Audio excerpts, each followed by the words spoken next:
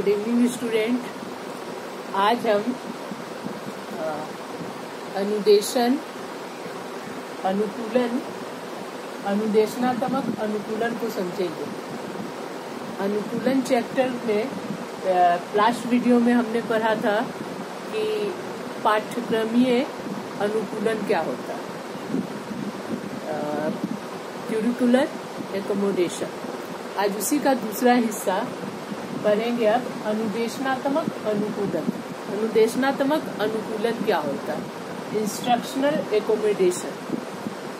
तो यहाँ देखेंगे ध्यान से, दो शब्द है, अनुदेशनात्मक और अनुकूलन। अनुदेशनात्मक इंस्ट्रक्शनल। इंस्ट्रक्शन क्या होता है?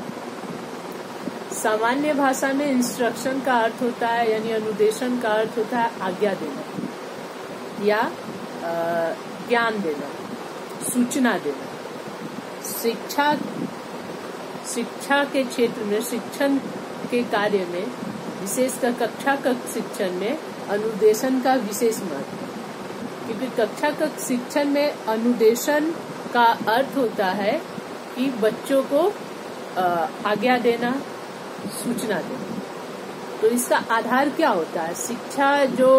शिक्षण के जो उद्देश्य तय करके आते हैं और छात्रों का जो पूर्व ज्ञान होता है, उनको जोड़ते हुए कक्षा कक्ष में किस तरह का स्ट्रेटजी अपनाई जाएगी, क्या मेथड होगा, क्या टेक्निक होंगे, क्या व्यू होगी, इन सबको करना ही, इन सबको सेट करना ही कक्षा कक्ष में अनुदेशन करना।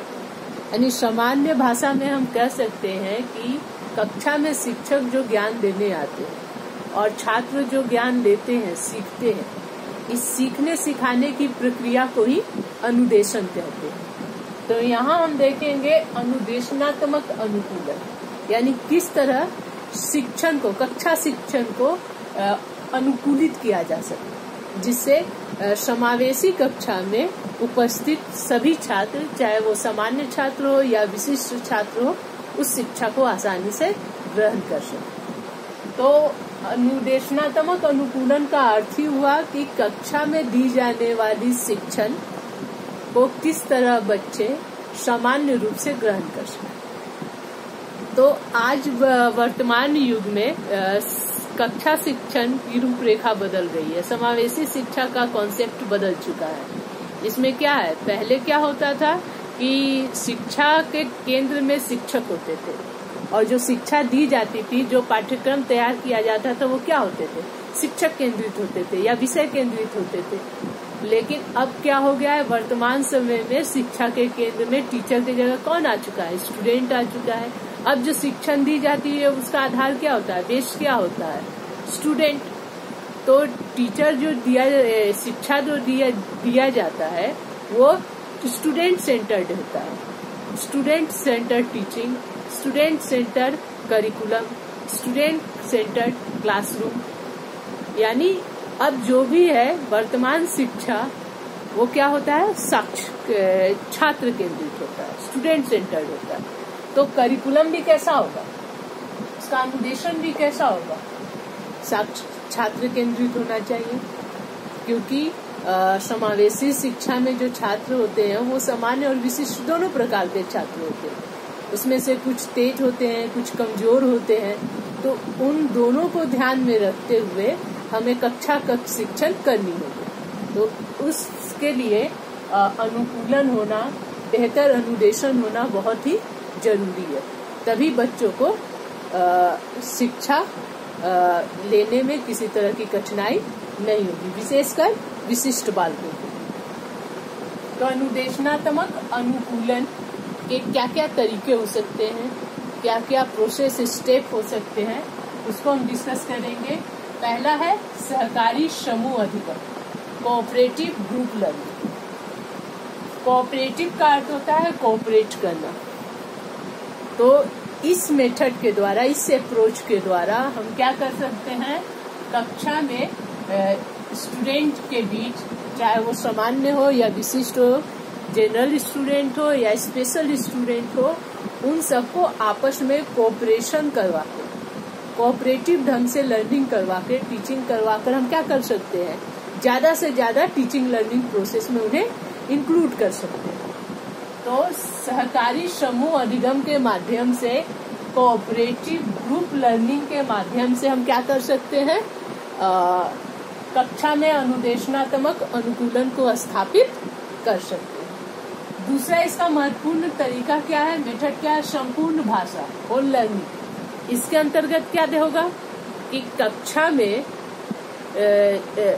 कहा जाता है कि संप्रेषण, कम्युनिकेशन का जो बेस्ड माध्यम होता है वो लैंग्वेज होता है, भाषा। और कक्षा में जब हम सभी प्रकार के भाषाओं को, जो छात्रों को समझने में आसानी, विशेषकर जो विशिष्ट बालक होते, तो उनकी भाषाओं को शामिल करके, पाठ्यक्रम उसके अनुकूल करके हम आसानी से भाषा का शिक्षण कर सकते हैं। क्योंकि बिना भाषा शिक्षण के बालक पाठ्यक्रम को समझ नहीं पाएगा। पाठ्यक्रम को समझने का सबसे बेहतरीन माध्यम भाषा होता है। तो संपूर्ण भाषा शिक्षण के द्वारा विशेषकर हम बच्चों का व्याकरण, ग्रामर, लिखने की शैली, पढ़ने की शैली, बोलने की शैली, इसको हम क्या कर सकते हैं, बेहतर कर सकते हैं।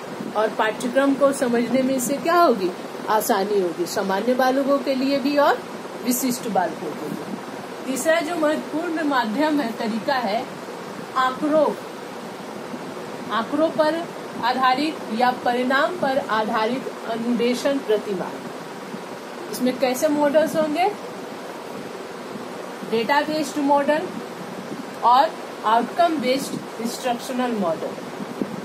किस तरह के मॉडल को शामिल किया जाएगा, डेटा बेस्ड यानी समावेशी कक्षा में उपस्थित सभी बालक, चाहे वो सामान्य बालक हो या विशिष्ट बालक हो, उनसे संबंधित हम आवश्यक डेटा को कलेक्ट करेंगे, उनकी कमियों खूबियों को इकट्ठा करेंगे, उनके परिणाम, उनके अचीवमेंट, उनका जो आउटकम आता है उसको देखते हुए कि क्या करेंगे, हम शिक्षण प्रक्रिया को, टीचिंग लर्निंग प्रोसेस को आगे बढ़ाएंगे।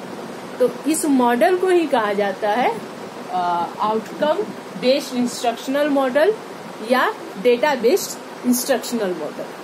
तो इसका प्रयोग करके भी हम समावेशी कक्षा की शिक्षण अधिगम प्रक्रिया को, इंस्ट्रक्शनल प्रोसेस को क्या कर सकते हैं, सामान्य से विशिष्ट बना सकते हैं, उसको बेहतर बना सकते हैं। चौथा तरीका है विभेदित अनुदेशन, डिफरेंशिएटेड इंस्ट्रक्शन। विभेदित अनुदेशन का अर्थ होता है कि विभेद करना, डिवीजन करना, बांटना। कक्ष में बालक कई तरह के होते हैं, तेज, कमजोर, मध्यम, सामान्य, मॉडरेट, मीडियम टाइप के। सबका अपना अलग अलग स्तर होता है, सबकी अलग अपनी कमियां खूबियां अलग होती हैं। तो उसके हिसाब से उन्हें हम क्या करते हैं, विभेदित करते हैं। विभेदित करके क्या करते हैं, उनकी कमियों और खूबियों को पहचानते हैं और उसके आवश्यकता अनुसार, जरूरत के अनुसार से हम क्या कर सकते हैं, उनको अनुदेशन दे सकते हैं और उनकी कमियों को दूर कर सकते हैं। विशेषकर जो विशिष्ट बालक होते हैं उनकी कमियों को इसके माध्यम से हम क्या कर सकते हैं, दूर भी कर सकते हैं और उन्हें इस योग्य बना पाना, इतना सक्षम बना देते हैं कि वो सामान्य बालकों के साथ सामान्य रूप से समावेशी विद्यालय में अपने आप को स्थापित कर सके और वे उनका समाजीकरण अन्य बालकों की तरह सामान्य रूप से हो सके, उनमें हीनता, अभाव, असमर्थता का भाव ना पड़े। इसके बाद है सहपाठी शिक्षण या सहयोगी अधिगम, या कह सकते हैं सहपाठी सहायता के माध्यम से भी हम क्या कर सकते हैं, अनुदेशनात्मक अनुकूलन को आसान बना सकते हैं। क्या है, peer tutoring, partner learning and peer support. इस माध्यम से भी, इस आधार से भी हम क्या कर सकते हैं, अनुदेशनात्मक पाठ्यक्रम को, अनुदेशनात्मक अनुकूलन को आसान, बेहतर और सुव्यवस्थित बना सकते हैं। क्योंकि सहपाठी शिक्षण, पीयर ट्यूटोरिंग में क्या होता है, कक्षा का तेज बच्चा ही दूसरे बच्चे को सिखाता है, इससे भी क्या होगा, सूचना को प्रवाहित करने में, ज्ञान को आगे बढ़ाने में आसानी होगी। पार्टनर लर्निंग में एक प्रोजेक्ट दे देंगे, इसके माध्यम से क्या होगा, सब ग्रुपिंग कर लेंगे। पार्टनरशिप में जिसका कोऑपरेटिव में भी वैसे ही किया जाता है, करके उसके माध्यम से सीखते हैं। और इसमें क्या करते हैं, उनकी कमियों को दरकिनार किया जाता है, उसको ध्यान न देकर जो उनकी खूबियां होती है, जो आउटकम बेहतर परिणाम निकलते हैं, उसको हम क्या करते हैं, उसको और उभारते हैं, उसको पुनर्बलित करते हैं, उसको सराहते हैं। इससे क्या होगा, बच्चे के अंदर की जो कमियां हैं वो धीरे धीरे खत्म होगी और उनमें सृजनात्मकता का गुण विकसित होगा।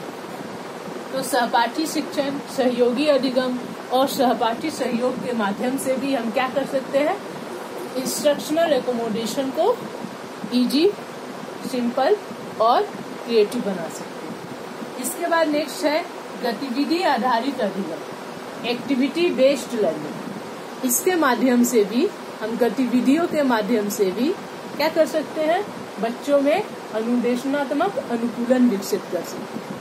देखिए, गतिविधि में क्या होता है कि बच्चे के सामने हम समस्या रख देते हैं, दैनिक जीवन की समस्या, किसी भी तरह की समस्या रख देते हैं, तो बच्चा उसको क्या करेगा, उस समस्या पर सोचेगा, विचारेगा, उसको समाधान करने के लिए प्रयत्नशील रहेगा, एक दूसरे का सहयोग करेगा, एक दूसरे से सहयोग लेगा, उसमें हर तरह की क्रियाएं होंगी। विशेषतः सेंस ऑर्गन्स, ज्ञानेंद्रियों का वो भरपूर इस्तेमाल करेंगे, उनके अपने body learning by doing concept के आधार पर करेंगे।